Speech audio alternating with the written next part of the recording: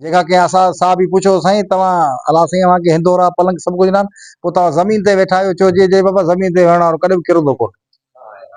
यो ही तसव्वुफ जो पेरो सूफीज़म उन्हें जो हां सूफी जा किस्म थी आन सूफी भी घणन किस्म नारा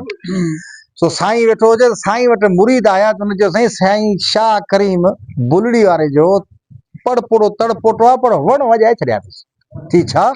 ची सही वण वजाए छड़यो नंढो ॿार न फकीर सां गॾु हले पियो हिकु ॾींहुं चवंदा साईं शाह इनायत पंहिंजे मुरीदनि सां उन कख जी मूड़ी ते वेठो त लतीफ़ सरकार ईंदो साईं शाह करीम ते सो सिधो हलियो वियो साईं शाह इनायत ॾांहुं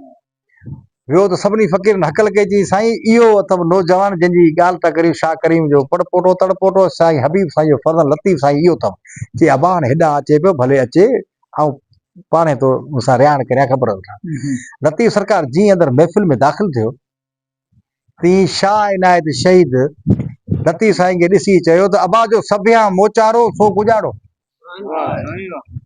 जो सभिया मोचारो सो गुजाड़ो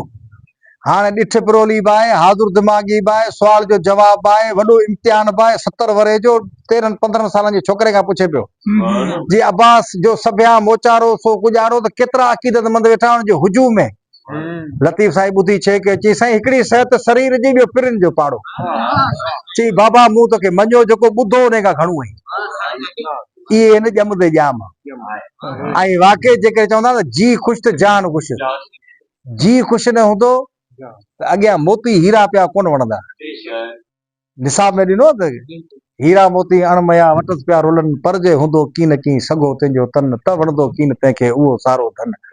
त जी ख़ुशि हूंदो जांचे हिकिड़ो सिहत शरीर जी सिहत हुजे ॿियो पिरनि जो पाड़ो हुज़ूर सल्लल्लाहु अलैहि वसल्लम जी ॻाल्हि कई उन महबूब जो पाड़ो नसीब थिए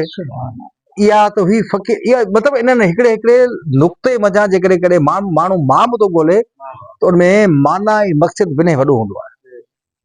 लफ़्ज़ छा आहे हिकिड़ो लफ़्ज़ वाह साईं वाह वाह